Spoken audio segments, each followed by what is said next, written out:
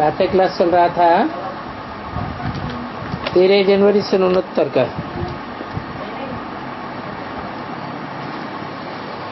बात चल रही थी शिवलिंग की कि पहाड़ों से शिवलिंग का पत्थर टकराते हुए आता है और पानी में टकराते टकराते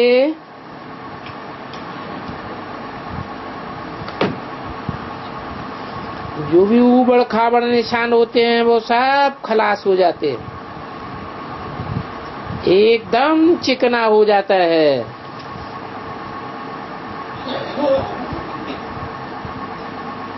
जैसे कि संस्कार मिल जाते हैं।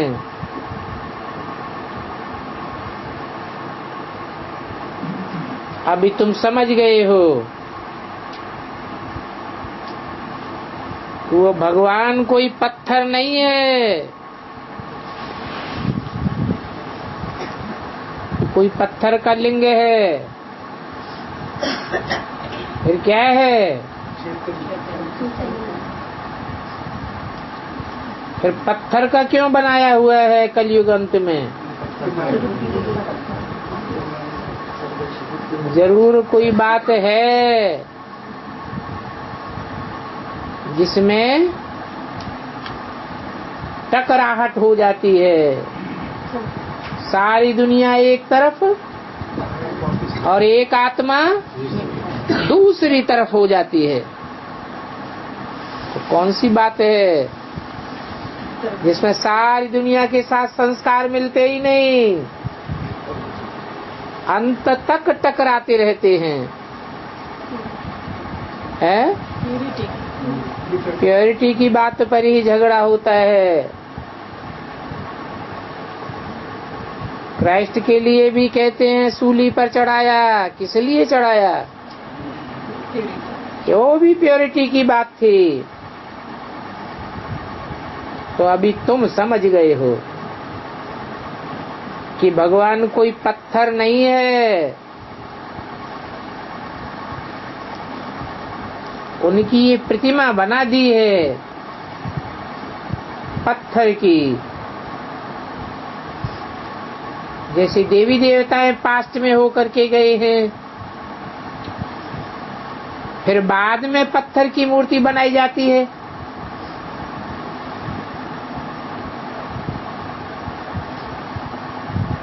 पत्थर का चित्र बनाकर उनको कहा जाता है लक्ष्मी और नारायण।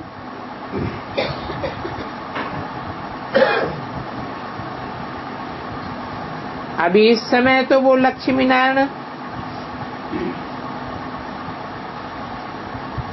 जो पत्थर की मूर्ति बनाई हुई है, तुम्हारी बुद्धि में है कि वो भक्ति मार्ग है। क्यों? क्योंकि तुमको तो चैतन्य पहचान में आ गया और तुम भी ऐसा चैतन्य बनने के लिए पुरुषार्थ कर रहे हो। तुम समझते हो हम कोई ऐसे पत्थर के नहीं बनेंगे।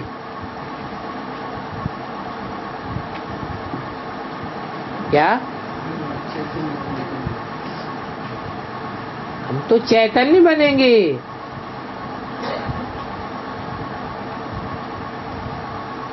और ये भी चैतन्य था। क्या? पत्थर का बनाया हुआ लिंग भी चैतन्य था। क्या मतलब हुआ? चैतन्य माने बोलता चालता था। पत्थर का लिंग भी बोलता चालता था। माना वो लिंग है शरीरधारी की यादगार, और उसमें ज्योति बिंदु जो दिखाते हैं वो है निराकार शिव बाप की यादगार। शिव बाप उस चैतन्य शरीर में प्रवेश करते हैं जो संपन्न स्टेज का पुरुषार्थ प्राप्त करने पर पत्थर की मूर्तिवत हो जाता है। जैसे कोई सेंसेशन, कोई सेंसिटिवनेस नहीं, इंद्रियों में चंचलता होती है ना, तो इंद्रियों की चंचलता खत्म हो जाती है। इसलिए शिव और शंकर को मिलाकर एक कर दिया है।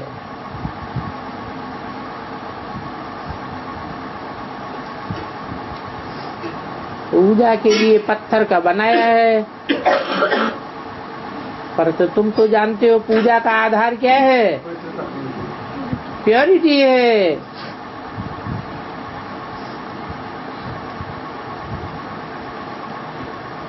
पत्थर की पूजा होती है, चैतन्य होते हैं तो पूजा नहीं होती है। क्या मतलब? अगर उसे इंद्रियधारी साकार में इंद्रियों में सेंसेशन है,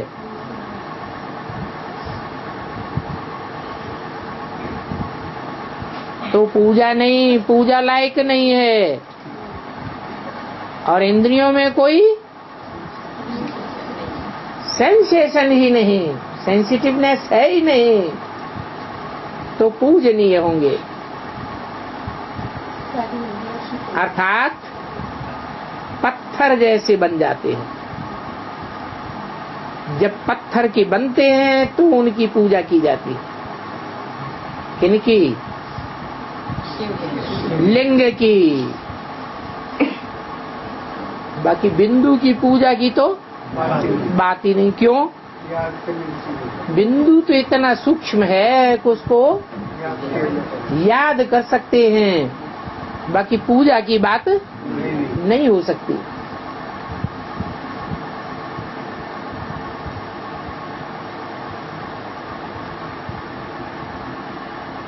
चैतन्य है तो स्वयं पूज्य है।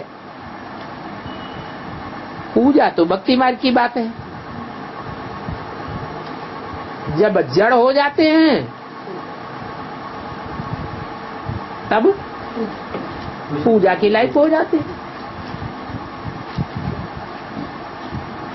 माने जब तक वो जड़ नहीं है तब तक पूजा के लायक नहीं है।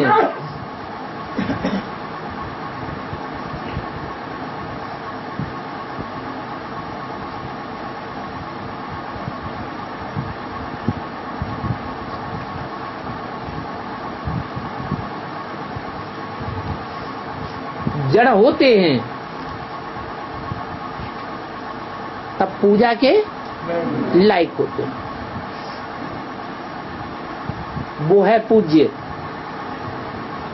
कौन?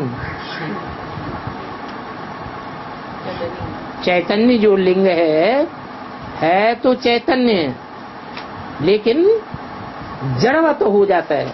इंद्रिया जैसे है ही नहीं। जब पूज्य हो जाता है तो वहाँ पुजारी कोई होते ही नहीं, किसकी भी पूजा करते ही नहीं। वहाँ कहाँ? नई दुनिया में पत्थरों के चित्र बनाने की दरकार ही नहीं। ये पत्थर के चित्र सभी बनते हैं भक्ति मार्ग में।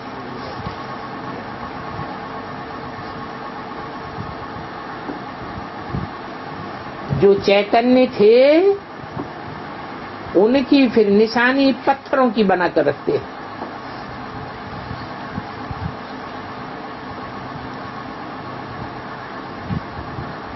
ये चैतन्य बनते हैं। कौन? लक्ष्मी नारायण। जब चैतन्य बनते हैं तो जड़ चित्र आदि सभी खलास हो जाते हैं। ये चैतन्य पूज्य बन जाते हैं। जब पूज्य फिर पूजा की लायक बनते हैं तो पत्थर के बनाते हैं। पूज्य है तो 5 तत्वों का शरीर है।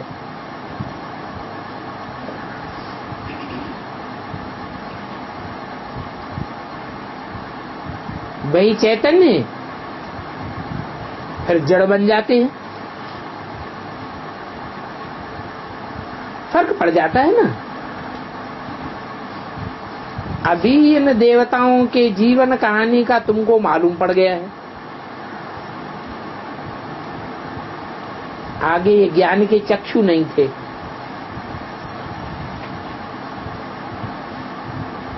अभी तुम बच्चों को बहुत ज्ञान मिला हुआ है, परंतु ज्ञान को उठाने वाले नंबरवार हैं। ज्ञान तो सभी को वो एक ही मिलता है और एक से ही मिलता है। रचयिता और रचना के आदि मध्य अंत का ज्ञान है, परंतु ये बातें सिवाय तुम्हारे और कोई की बुद्धि में नहीं होंगी। और तुम्हारे में भी नंबरवार हैं। नंबरवार पुरुषार्थ अनुसार ही तुम्हारी रुद्रमाला भी बनती है। रुंडमाला भी बनती है। क्या एक ही माला नहीं बनती? रुद्रमाला भी बनती है और रुंडमाला भी बनती है। रुंड माने धड़ और रुद्र माने है। मुख होता है जिसमें रुद्राक्ष में, तो मुख धड़ में होता है या मुंड में होता है? वो है मुंडमाला और ये है रुंडमाला। तो बच्चों को समझाया है ये सारी माला है।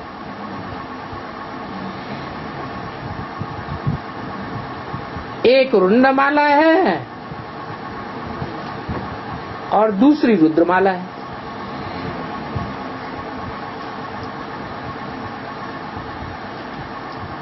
हैं तो वो सभी ब्रदर्स, क्या चाहे रुंड हो और चाहे मुंड हो, हैं ब्रदर्स। वो फिर ब्रदर्स और सिस्टर्स बन जाते हैं। हैं नहीं, जो रुंडमाला है वो ब्रदर्स, नहीं मुंडमाला है वो ब्रदर्स और रुंडमाला है वो सिस्टर्स बन जाती। क्यों नहीं? बच्चे हैं तो भाई भाई होना चाहिए ना। फिर वो रुंडमाला और वो रुद्रमाला दोनों ही ब्रदर्स और सिस्टर्स क्यों बन जाते हैं?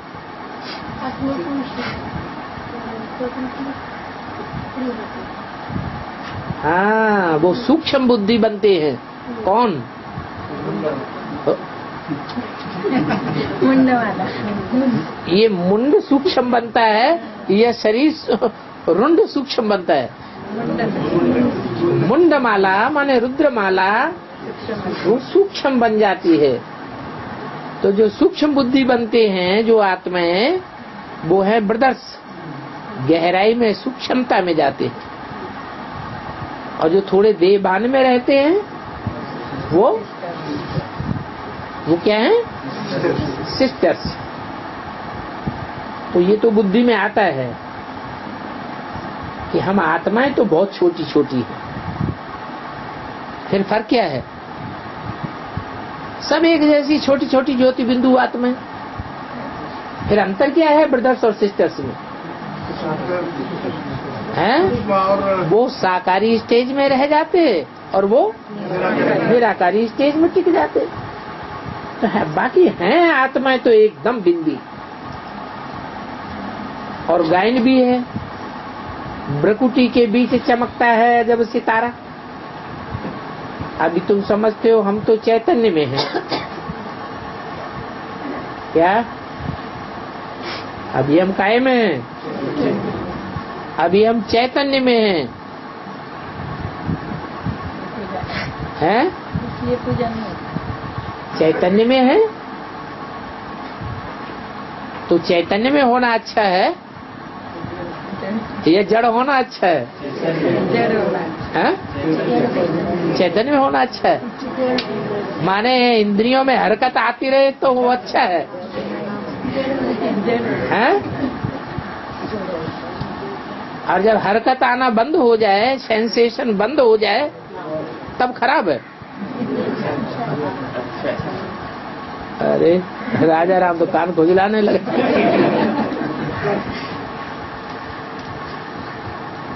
हम आत्मा बहुत छोटा सितारा है, फिर इनमें आते हैं तो पहले छोटा पिंड होता है। इनमें आते हैं, हैं? शरीर में रुंड में आते हैं तो पहले छोटा पिंड होता है, फिर वो पिंड कितना बड़ा हो जाता है। तो ये भी पार्ट बजाते रहते हैं। तुम कहेंगे हमारी आत्मा बिल्कुल छोटी बिंदी मिसल है, तुम माने कौन कहेंगे? कौन है सन्मुख बैठने वाले?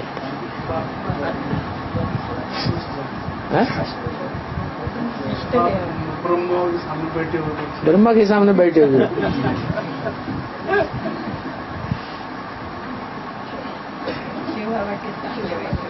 हाँ, शिव बाप जो निराकार है, साकार में आया हुआ है, वो कहते हैं कि तुम सन्मुख होते हो। वो ब्रह्मा कुमार कुमारी सन्मुख हैं या विमुख हैं? वो भी विमुख हैं। उनमें भी जो फर्स्ट क्लास हैं, जो रुंडमाला में आने वाले हैं, विजय माला बनेंगे, वो भी सन्मुख हैं या विमुख हैं? वो भी अभी विमुख है। क्यों? क्यों नहीं पहचानते? क्योंकि तुम्हारी आत्मा एकदम छोटी बिंदी मिसल है, अति सूक्ष्म स्टेज में जाने वाली है, और वो साकारी स्टेज है। वो साकार की याद से ऐसे बन जाते हैं तो किसको याद करते हैं? और ब्रह्मा बाबा को याद करते हैं, जिसमें मुकर्रर रूप से बाबा शिव बाप आता नहीं है। और तुम निराकार बाप को याद करते हो, जो निराकारी स्टेज वाले में आता है। बाप को बीज कहा जाता है। बीज निराकार होता है या साकार? निराकार। तो वही निराकार शिव है, इतना सारा पार्ट बजाते हैं, और इस बड़े शरीर से बजाते हैं। क्या कहा है? वो छोटे पिंड से नहीं बजाते हैं। ये छोटा पिंड बड़ा पिंड क्या? भक्ति मार्ग में शिवलिंग को भी बहुत बड़ा बड़ा बना देते हैं, और कहीं छोटी पिंडी बनाते हैं।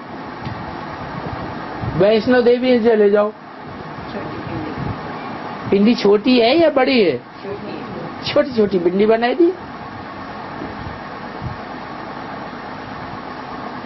तो इतना सारा पार्ट बाप की आत्मा बजाती है इस बड़े शरीर से।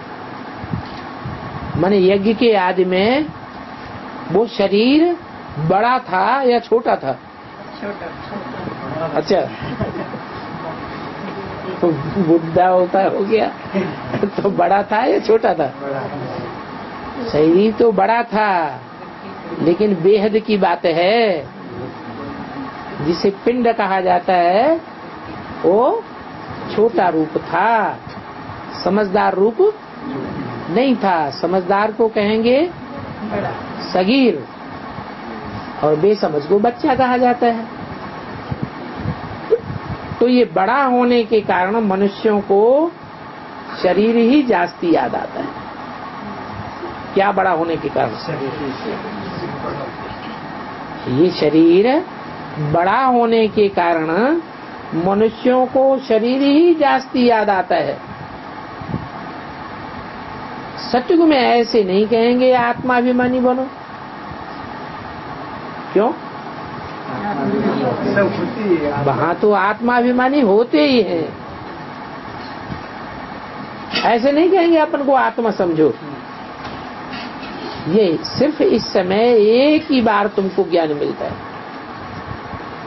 क्योंकि तुम जानते हो अभी आत्मा पतित बन पड़ी है।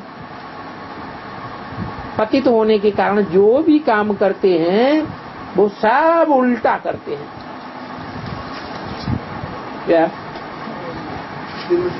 पतित होने के कारण सारे काम उल्टे करते हैं। ऐसी कौन सी कौम है जिसमें सब कुछ उल्टा ही उल्टा चलता है? नहीं, धर्मों में जितने भी धर्म दुनिया में चल रहे हैं उनमें कोई धर्म है जिसमें हिंदू और मुसलमानों में सब कुछ उल्टा ही उल्टा है?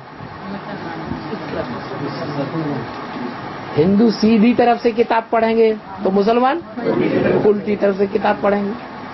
वो कहेंगे तुम उल्टे, वो कहेंगे तुम उल्टे। वो दाईं ओर से लाइन को बाईं ओर पढ़ेंगे हिंदू लोग, दाईं ओर से बाईं लोग मुसलमान पढ़ते हैं, और वो हिंदू लोग बाईं ओर से दाईं ओर को लाइन पढ़ते हैं। वो कान में उंगली दे करके याद करते हैं, और वो पहले कान से सुनेंगे, समझेंगे, और कान से सुनेंगे बात तो तब तो समझ में आएगी। पहले कान से सुनेंगे, फिर याद करेंगे, पकड़ेंगे नहीं। तो देखो, बाप तुमसे सुलटा काम कराते हैं। क्या? पहले ब्रह्मा के द्वारा क्या किया? उल्टा काम कराया। तुमसे सुलटा काम कराया या उल्टा काम कराया? हैं? हाँ, बाप ने ब्रह्मा के द्वारा तुमको पहले सुनने सुनाने का काम कराया। क्या काम कराया? सुनने सुनाने के। पहले सुनना है कान से, दूसरों को कान में सुनाना है, फिर जितना दूसरों की सेवा करेंगे उतना मनन चिंतन मंथन ऑटोमेटिक चलेगा। ऑटोमेटिक जब मनन चिंतन मंथन चलेगा तो ज्ञान भी गहरी जरूर आती है। तो बाप सुलटा काम कराते हैं, और रावण जो द्वापर से आते हैं, कौन सा धर्म द्वापर से आता है? रावण उल्टा काम कराते नहीं है, बोला रावण उल्टा काम कराती है। माया रावण। बाप ने समझाया है उल्टा और सुलटा कौन सा काम कराती है, ये बाप ने तुम्हें समझाई दी। सारे ही काम उल्टा और सुलटा बाप समझाते हैं। परमात्मा सर्वव्यापी के है ना, ये तो सबसे उल्टा काम हो गया। क्या? सारी दुनिया क्या कहती है? सर्वव्यापी। और तुम क्या कहते हो? एक व्यापी। माया फिर तुम्हारा भी माथा घुमाई देती है। घुमाती है कि नहीं? है? अरे बाप आने के बाद माँ नहीं घुमाती। माया नहीं घुमाती? देख लो, फाइनल परीक्षा होने वाली है, माया किसी को छोड़ती नहीं है। हाँ हाँ, हम तो रेडी, इसलिए तो बोल रहा हूँ। हाँ हम तो रेडी नहीं माया। भाई एक ही तो आत्मा है दुनिया में, राजा राम की है, जो उल्टे से सुलटी बनी रहती है। एक बार उल्टे से सुलटी हो गई तो फिर हिलने वाली है नहीं। तो राजा राम तो यही कहेगा कि मैं तो उल्टा होने वाला हूं नहीं। तो सर्वव्यापी कहना ये सबसे उल्टा काम है, इसलिए उल्टा काम कराने वाले को हर वर्ष जलाते ही रहते हैं।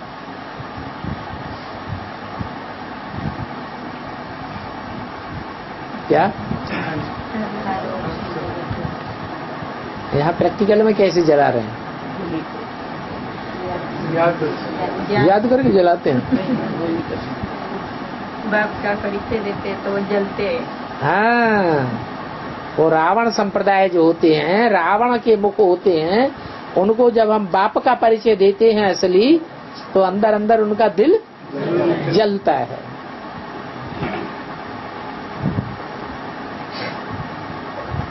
उसको हर वर्ष जलाते ही रहते हैं। अभी भी जला रहे हैं या नहीं जला रहे हैं? अभी भी जला रहे हैं। आखिरी तो बिल्कुल जल ही जाएगा। कौन कौन है रावण? माया। माया के बाल बच्चे वो रावण संप्रदाय नहीं है, है? जो सिखा गई है भगवान साकार में नहीं हो सकता। माया क्या सिखाती है? भगवान है ही नहीं। और हम क्या कहते हैं? अरे भगवान तो प्रैक्टिकल में साकार में आया हुआ है। आखिरी तो जल ही जाएगा, क्योंकि ये रावण जो है क्यों खलास हो जाएगा? सब आपस में मिट्टी जाएंगे। नहीं, ना सतो विद्यते भावो, ना भावो विद्यते सत।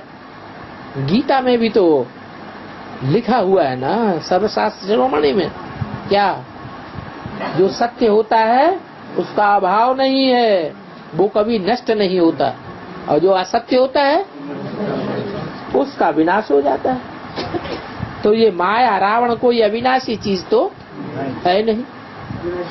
भगवान तो अविनाशी। सृष्टि पर सदा कायम कौन है? इस सृष्टि पर सदा कायम तो शिव बाबा है। वो कभी कायम न रहे ये तो हो नहीं, भले दुनिया पहचाने या न पहचाने। सत्य को त्रेता में देवताएं आत्मा की स्थिति में रहते हैं, उन्हें पहचानने की दरकार ही नहीं। और द्वापर कलयुग में पहचानने की तो दरकार है, लेकिन अपने को ही भूल जाते, तो बाप को तो जरूरी भूल जाएंगे। तो सतयुग त्रेता द्वापर कलयुग में जानते नहीं हैं, तो मानने का तो सवाल नहीं है, लेकिन फिर भी होता तो है ना। अविनाशी चीज का कभी विनाश नहीं होता है। लेकिन बाबा जो बाप के बच्चे होंगे असली, वो 24 जन्म उन्होंने बाप के साथ बिताए होंगे, इसलिए तो वो संगम पे मिलती। आखिरी जन्म में माया उनको पछाड़ती है या नहीं पछाड़ती है? 8 हैं जो जन्म जन्मांतर के साथी हैं, कभी विपरीत बुद्धि नहीं बनते। फिर आखिरी जन्म में माया उनको नाक रगड़ाई देती है कि नहीं? रगड़ाई देती है। पहचान के आते हैं ना, वो तो सभी आवेंगे। ऐसे 500 करोड़ में से 700 करोड़ में से कोई आत्माएं हैं जो बाप के पीछे पीछे परमधाम न जाते हो? तो ये रावण तो विनाशी है? ये विनाशी है, आखिरी जल ही जाएगा। आत्मा जो पार्ट बजाती है वो अविनाशी है। क्या कहा? कौन रह जाएंगे और कौन जल बुन के खलास हो जाएंगे। रावण को जो आत्मा अभी बन करके रहेंगे, आत्मा बनने की प्रैक्टिस अभी कर रहे हैं, वो ही रह जाएंगे और बाकी सब रावण संप्रदाय हो गए। क्योंकि कुछ न कुछ देवान रह जाएगा। तो जो आत्मा है उनको कब जलाया नहीं जाता है। क्या?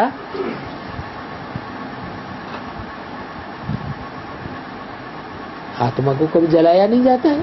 चली नहीं सकती आत्मा, इसलिए नहीं। माना आत्माभिमानी को कोई उल्टी पुल्टी बात बोले, जानबूझ के भी बोले, तो उसके ऊपर असर ही नहीं होगा। जो देवान वाला होता है ना, उसको कोई सच्ची बात भी कह दे तो उनको मिर्ची लग जाती है, अंदर अंदर उनका दिल जलने लग पड़ता है। तो देखो, आत्मा को कब नहीं जलाया जाता है। क्या प्रूफ है कि आत्मा को जलाया नहीं जाता है? भक्ति मार्ग में आदि से ही उनकी पूजा होती है। क्या प्रूफ है? पूजा होना और जलाना उल्टी उल्टी बातें हो गई। शिवलिंग नहीं, इतना भी बोलेंगे। रुद्र यज्ञ रचते हैं ना, तो शालिग्राम आत्माओं को पूजा होती है, उनको जलाया नहीं जाता। उनको फूल चढ़ाते हैं, जल चढ़ाते हैं, दूध चढ़ाते हैं, उनकी पूजा की जाती है। हाँ जी बाबा, लेकिन आत्मा जो होती शरीर रूप में, तो आत्मा को जलाना कौन है? आत्मा कहाँ जलाई जाती है? जलाते ही इसलिए बोलो। आत्मा को नहीं जलाते हैं, जो देह अभिमानी होते हैं उनको जलाया जाता है। मनुष्य को जलाया जाता है। क्या? किसको जलाया जाता है? जिसका मन है, मन चंचल बनता है बार बार, उनको जलाया जाता है। आत्मा बन गए तो मन स्थिर हो गया, या चंचल मन रहेगा? मन स्थिर हो गया। आत्मा जलाने की वस्तु है ही नहीं।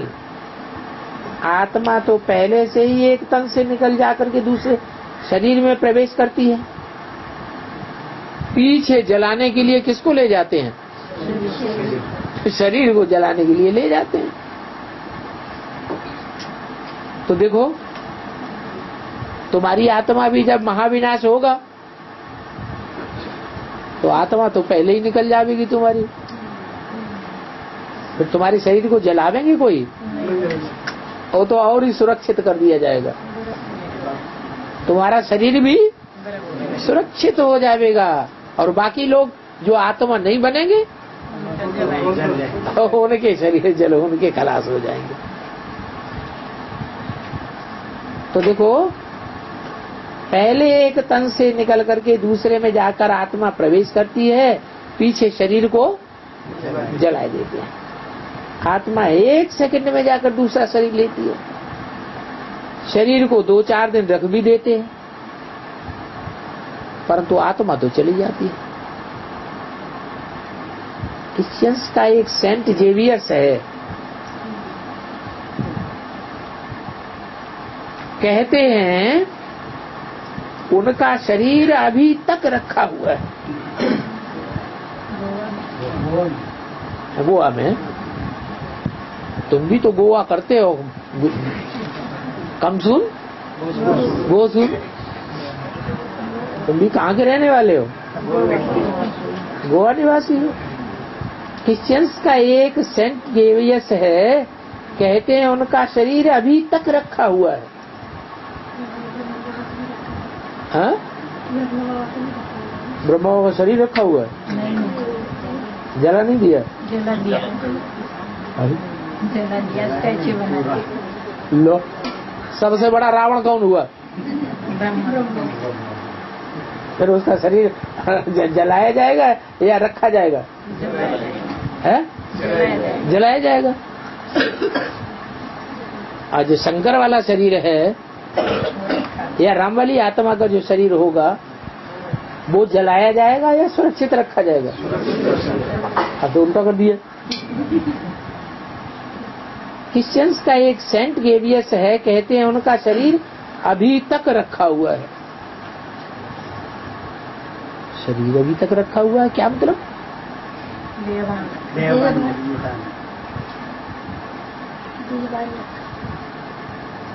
क्रिश्चियंस में ये यादगार क्यों चली आ रही है?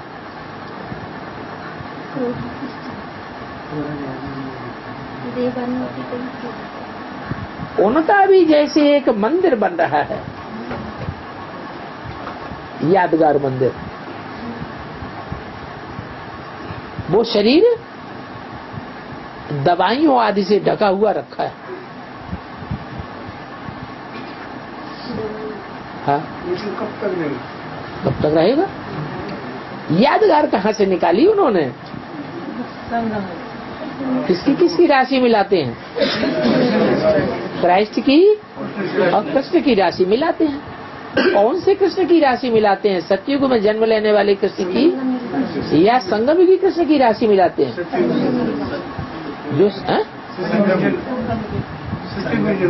सतयुग जन्म लेने वाले की यादगार बनती है। शरीर किसका सुरक्षित रखा जाता है? संगमयुगी कृष्ण का शरीर सुरक्षित रखा जाएगा। संगमयुगी कृष्ण कहो, next to God is Krishna. संगमयुगी शंकर कहो, next to God is Shankar. संगमयुगी प्रजापिता कहो, next to God is Prajapita. संगमयुगी नारायण कहो, बात तो एक ही हो जाती है। तो उन्होंने फॉलो किया है क्रिश्चियंस ने। किसको? है कृष्ण को। संगमयुगी कृष्ण को फॉलो किया है कि संगमयुगी कृष्ण जो है वास्तव में उनका शरीर इस रंगमंच पर कभी गायब होता ही नहीं, सदैव ही रखा रहता है। इसलिए बताया इस सृष्टि पर सदा कायम कोई चीज है ही नहीं, सदा कायम सिर्फ एक शिव बाबा ही है।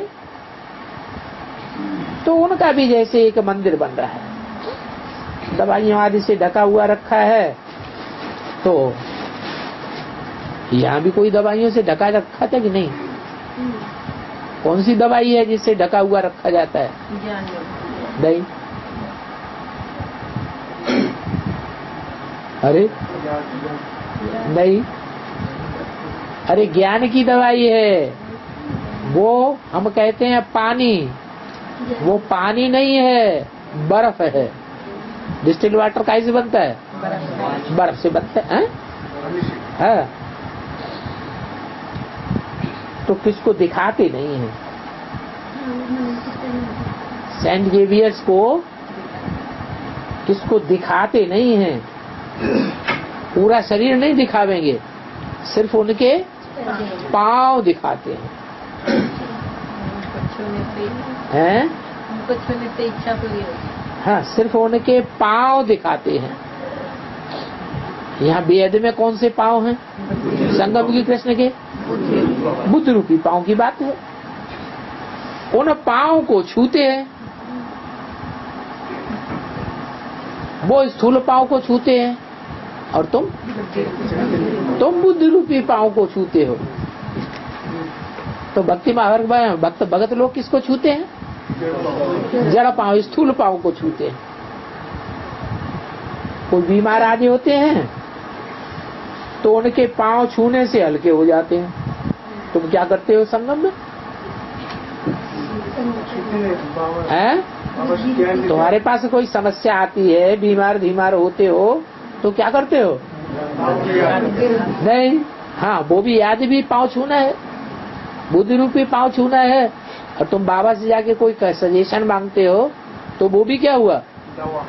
वो भी एक बुद्ध रूपी पांव छूने की बात हो गई। तो पांव छूने से हल्के हो जाते हैं। सेंट गेवियर्स के पांव छूते हैं तो हल्के हो जाते हैं, तो समझते हैं उनकी कृपा हो गई। बाप कहते हैं ये भावना का भाड़ा मिल जाता है। निश्चय बुद्धि होने से तुम भी यहाँ कुछ निश्चय बुद्धि बनते हो कि नहीं? जितना निश्चय बुद्धि बनते हो, निश्चय बुद्धि तो विजय प्राप्त हो जाती है, कुछ न कुछ फायदा हो जाता है। बाकी ऐसे अगर हो तो ढेर के ढेर वहां जाएं। क्या कि पाँव छूने से फायदा हो जाए तो फिर क्या हो, वहां तो ढेर के ढेर जाएंगे, लेकिन वहां तो ढेर के ढेर सारी दुनिया नहीं जाती है। ये तो यहाँ की बात है कि आगे चल करके क्या होगा, ढेर के ढेर जाएंगे। और बाप यहाँ आए हैं, बाप यहाँ आए हैं। कौन से बाप? शिव बाप यहाँ आए हैं, तो इतना ढेर नहीं हो सकते। ये क्या बात हो गई है? शिव बाप बड़ा या जिसमें आता है वो बड़ा?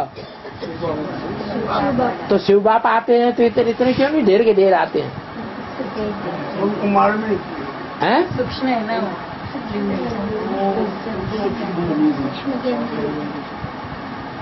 बाप यहाँ आए हैं तो इतना ढेर नहीं हो सकते।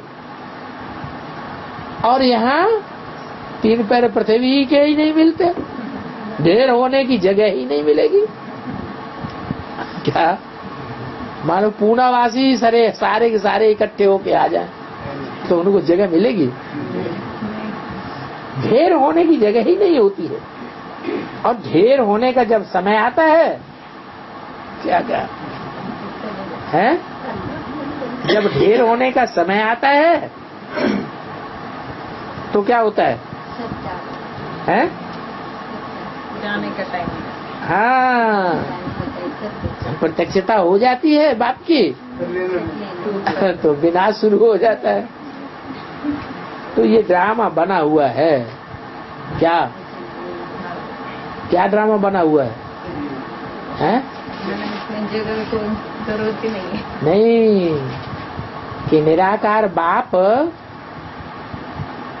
जब तक इस सृष्टि पर है तब तक ढेर के ढेर नहीं आते हैं।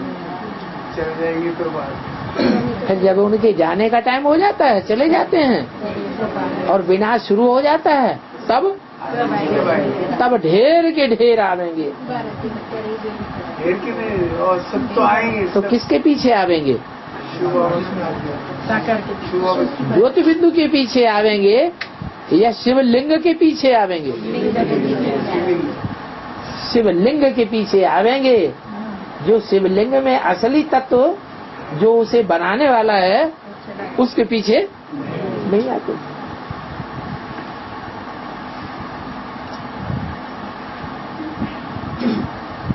झूठे ही जगपति आना।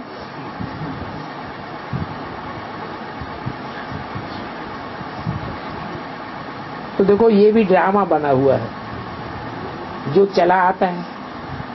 इनकी आदि व अंत नहीं है। हाँ, झाड़ की जर्जरीभूत अवस्था होती है, अर्थात सारा झाड़ तमो प्रधान बन जाता है, तब ये झाड़ चेंज होता है। क्या कहा? परिवर्तन की शुरुआत असली कब से होती है? हाँ? जब ये झाड़ जर्जरीभूत अवस्था को पाता है। कोई भी झाड़ की जब उम्र पूरी हो जाती है, फल देना बंद हो जाते हैं। जब फल ही देना बंद होगा तो उसमें बीज भी नहीं निकलता। तो ये झाड़ चेंज होता है। क्या चेंज होता है? जड़ में से नया सैंपलिंग निकल पड़ता है। ये कितना बड़ा बेहद का झाड़ है। कौन सा? मनुष्य सृष्टि रूपी झाड़। जो अभी चेंज होना है हुआ तो हुआ नहीं है, जर्जरी भूत है, तमो प्रधान है, या कोई सतो प्रधान आत्मा भी यहाँ बैठी हुई है? बनने जा रही है। हैं? बनने जा रही बनने जा रही है नहीं, जो पूछा सो बताओ। सब जर्जरी भूत हैं या कोई सतो प्रधान भी है? सारी दुनिया इस समय जर्जरी भूत है।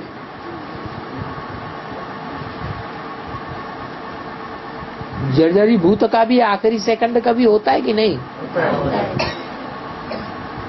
वो किस रूप में यादगार मनाई जाती है? उस दिन की, उस घड़ी की यादगार भी मनाते हैं, महाशिवरात्रि। अभी चेंज होना है, पहले वह आवेंगे जिनको पहले नंबर में जाना है। क्या चेंज होगी? हैं? झाड़ के जो पत्ते हैं वो आवेंगे कि नहीं नए झाड़ में? पुराने झाड़ तो जर्जरी भूत हुआ, खेल खलास हुआ, सारे पत्ते सूख साख के खलास हो जाएंगे। फिर नया झाड़ शुरू होता है तो पहले कौन आवेंगे? पहले पत्ते आवेंगे कि पहले बीज आवेंगे? पहले वह आवेंगे जिनको पहले नंबर में जाना है। कहाँ जाना है? नहीं, हाँ, सतयुग में भी जाना है, परम धाम में, बाप के घर में जिनको पहले नंबर में जाना है वो पहले आवेंगे। नंबरवार आवेंगे ना। घर में आवेंगे भी नंबरवार, और घर से नई दुनिया में भी नंबरवार आवेंगे। कि पहला पत्ता कृष्ण आवेगा? हैं? सभी सूर्यवंशी इकट्ठे तो नहीं आ जावेंगे। पहले जो असल सूर्यवंशी होंगे वो पहले आवेंगे, और बाद में फिर वो आवेंगे जो असल तो नहीं थे, लेकिन फिर असल बन गए।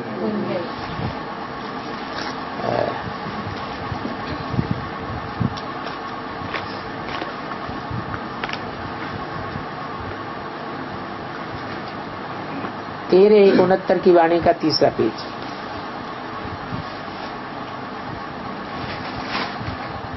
चंद्रवंशी भी सभी इकट्ठे नहीं आते हैं। क्या कहा? जैसे रुद्रमाला के मणके धीरे धीरे आए हैं या इकट्ठे आए हैं? धीरे धीरे आए हैं। ऐसे जो अव्वल नंबर चंद्रवंशी होंगे, जो इसी जन्म में सूर्यवंशी बनेंगे या अगले जन्म में बनेंगे? हैं? इसी जन्म में सूर्यवंशी बन जाएंगे। और उनकी ये भी खासियत होगी कि इसी शरीर से सूर्यवंशी बनेंगे। वो पहले आवेंगे, और जो इसी शरीर से सूर्यवंशी नहीं बनेंगे, सतयुग में जाकर के नया जन्म लेकर सूर्यवंशी बनेंगे। जन्म लेकर के वो तो बाद में आवेंगे। चंद्रवंशियों में भी पहले कौन आवेंगे? हैं? अरे हाँ, जो मजावाला के मणके निकलेंगे वो भी इकट्ठे नहीं आवेंगे, वो भी धीरे धीरे आवेंगे, लेकिन जो सतयुग में चंद्रवंशी आवेंगे उनके मुकाबले पहले आ जावेंगे।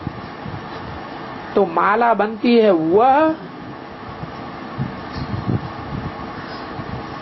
जो नंबरवार है,